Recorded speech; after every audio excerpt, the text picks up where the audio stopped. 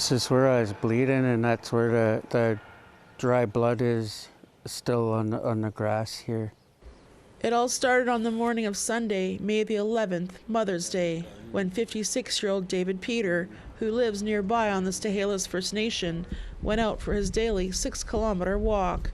He says upon nearly finishing his walk, he passed by a gray Ford four-door truck parked in this pullout beside the Hemlock Valley Road, and that's when he saw a middle-aged couple and their 2 pit bull dogs.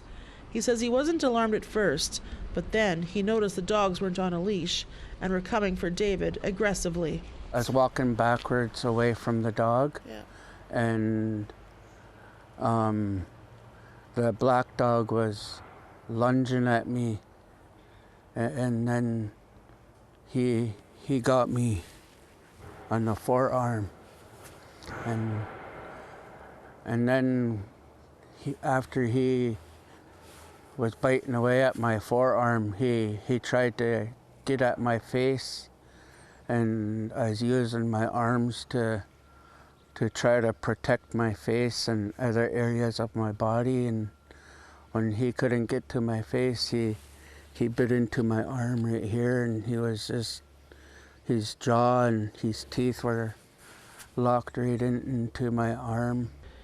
David says while the black dog was attacking his left arm, the brown pit bull was attacking his right arm at the same time. The owners tried to retrieve their dogs, but the dogs did not respond. The attack took place right here in the bushes beside the road. The vicious attack lasted for 5 minutes, and then finally they released David from their grip. As soon as the owners got up the hill, and I seen that they were about 4 or 5 feet from their truck, and I phoned 911 right away. And luckily, David had cell service, and the operator kept him on the phone for 33 minutes, awaiting the ambulance. But he says he was close to blacking out and in severe pain, bleeding profusely. He says he also sent a Facebook message to family that he needed help. I messaged them, and they came, but they had a hard time to find me. The attack left David with a mangled left arm that required over 50 stitches, visible teeth punctures, scratches, and bruises. The attack happened so fast, and there were no other witnesses, but he shared with us what he remembered. They were really mean-looking dogs, and the truck was a older gray truck. I think it was a Ford. The lady had blondish white hair. I think they were either in their 50s or 60s, the couple. And they got their dog in a vehicle, and I was right here on 911.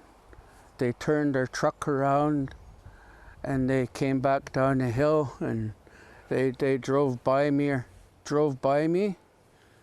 The guy, the man, didn't say anything, and the lady said, "I'm so sorry," and she said that when they left. She said, "I'm so sorry," and then I drove by, and the lady said, "I'm so sorry," but they left me laying here. The brutality of the attack has shaken the community, and the emotional toll is also evident. His friends and family came to do a smudge with him and sing an honor song for his healing. Tim Felix is a counselor for the Stehelas First Nation.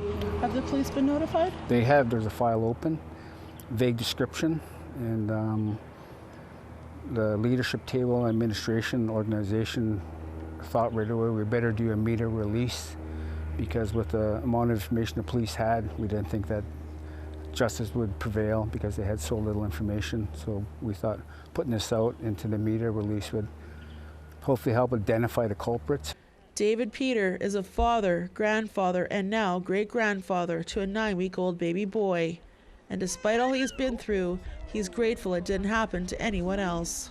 I rather that happen to me than a child or an elderly person.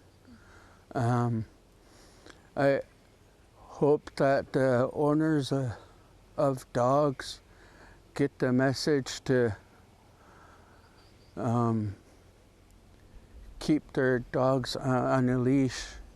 I really hope that you find it to be able to turn yourself in and to be take accountable for what those dogs did to me. We reached out to Agassiz RCMP but did not hear back for an interview. David Peter has filed a police report. If you know who the owners are of these 2 pit bulls, please contact the RCMP in Agassiz. Tina House, APTN National News, Stahelis First Nation.